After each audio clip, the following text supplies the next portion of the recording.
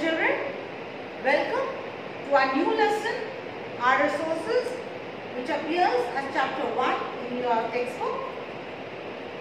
In this lesson, we are going to deal about different type of resources. We will also understand basically what does a resource mean. Now, what are resources?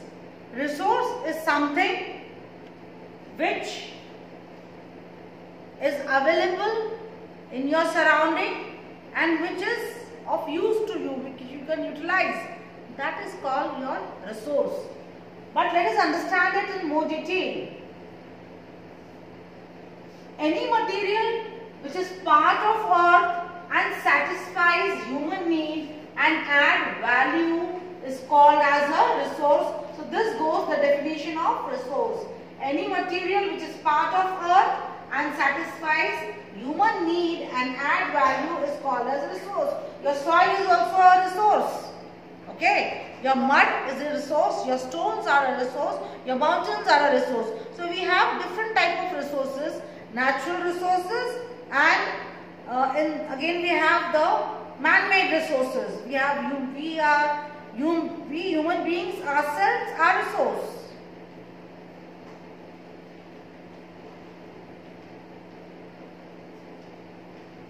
Now this chart gives you a bifurcation.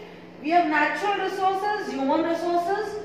Now in the natural resources again we have renewable and non-renewable. Then renewable means the continuous flow which we have, we can recycle it. Okay, and in the non-renewable we cannot recycle it like metals. Then human made, we have structures and institutions, we have quantity and quality. When we talk about quantity and quality, we are talking about human beings, and these are the human made resources.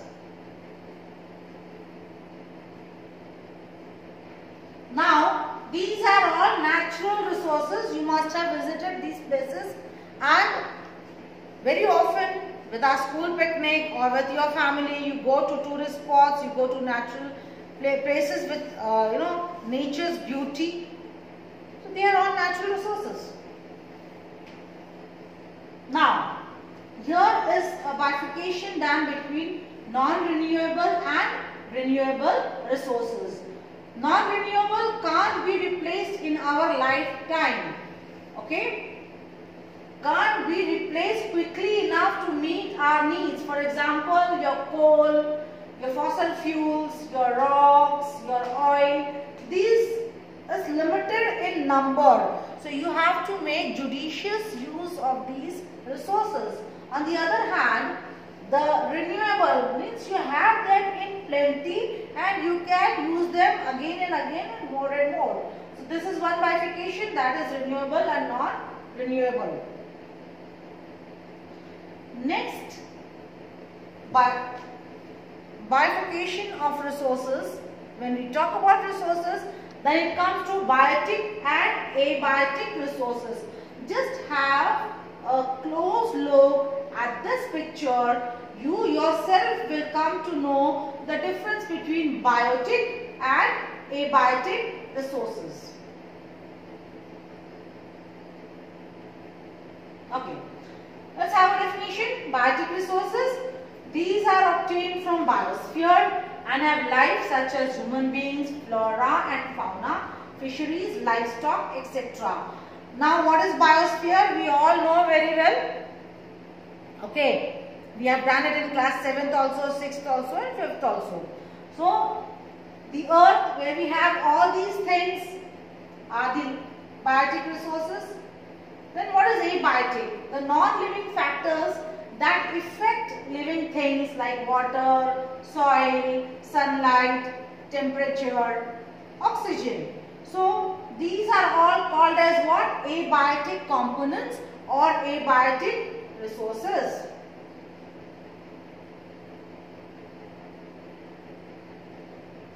Now, abiotic. The abiotic factors are non-living components of an ecosystem. These factors directly affect living organisms and their ability to survive and reproduce. For example, soil, water, wind, rain. Okay, this again I have taken another slide for abiotic because biotic is easy to understand. Children many times have confusion in understanding abiotic. That is why to simplify it, again we have this abiotic slide. Then renewable and non-renewable. Again in detail I have given you over here the explanation of renewable and non-renewable. Renewable resources are resources which can be replaced or reproduced easily. Sunlight, air, wind and resources that are continuously available and their quantity is not affected by human consumption. Many renewable resources can be depleted by human use but are replaced and the balance is maintained. For example, you pollute air, you pollute water, you pollute soil, but then when we clean it, it is again ready to use. Non-renewable resources are formed over very long geological periods. Minerals and fossils are in this category. It should be kept in mind that non-renewable resources are limited. You must have seen that they say we should keep our earth clean earth, green earth, then don't unnecessarily make use of your lights, your fans. Why? Because we are all making use of what? Non-renewable resources. This is again a description of non-renewable resource that cannot be replenished by nature within our lifetime and therefore are in limited supply. Again, which are these? Fossil fuels, metals and minerals. Next is actual resource and potential resource. So resources which quantity is known. Example, the rich deposits of coal in Ruhr region in Germany. So when we speak about actual resources means what is available, which you can utilize. That is actual. Potential resource whose quantity is not known and used in the future. Example, high-speed winds were a potential resource 200 years ago. Today they are actual resources and wind farms generate energy using windmills like in Netherlands. I give you another example of potential resource. Potential resource means there must be something which is available on the earth about which, how to use, what are its usage, how beneficial it is, we do not know. But yes, after say 100 years, 50 years, 10 years, we may come to know the utilization of that thing, as a result of which these resources whose usage we don't know but they are available right now are termed as potential resource. This again is a distinguish between actual resource and potential resource. Actual resources whose existence has been proved and whose quality, quantity and location has been determined for utilization with the available technology. For example, crude oil, minerals, etc. Then resources which are found in a region but have not been utilized might be because of the lack of technology. For example, think forests of Africa. There are certain forests in Africa, children, who are still not, diagnosed by human beings. Diagnosed in the sense we could not penetrate. So they are very thick and lot of wildlife stays over there. So it is risky. So we don't know what is there over there. So that becomes our potential resource. Next is human resource. Human beings are also called as human resource. Why? Because we all have a brain which thinks, which invents, which discovers. So that is why we are called as what? Human resource.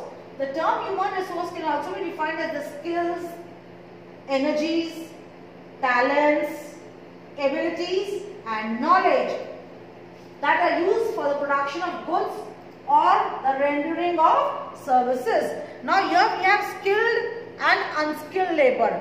Skilled means educated people, people who have got proper training. Unskilled laborers are those who are semi-literate, who are illiterate, You must have seen in your school or in your neighborhood, there are people who cannot read and write, but they do a different kind of work. So they are also human resource, but they are called as unskilled. Okay, and the educated people like us, they are called as what? Skilled labor, a skilled resource. Now, human made resource, that means the things that are developed, devised by human beings, that is called as what? Human made resource. Now you can see in this picture so many things, and if I ask you, you yourself will be able to give me examples of the resources which are made by human beings. There are so many things in your vicinity where you are sitting right now, all the things that are made by human beings. They come under human made resource. Okay. Sustainable development. Can you see this greenery around? Okay. This itself talks about sustainability. What is sustainable development?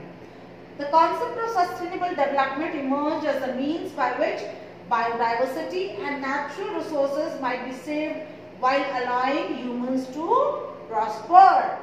Was generated at the World Conservation Strategy from a UN conference in 1972.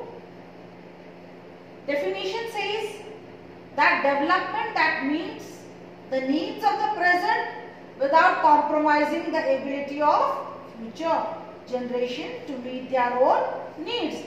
That is, it means that you have to use all the natural resources in such a judicious manner that these resources are available for the future generation too.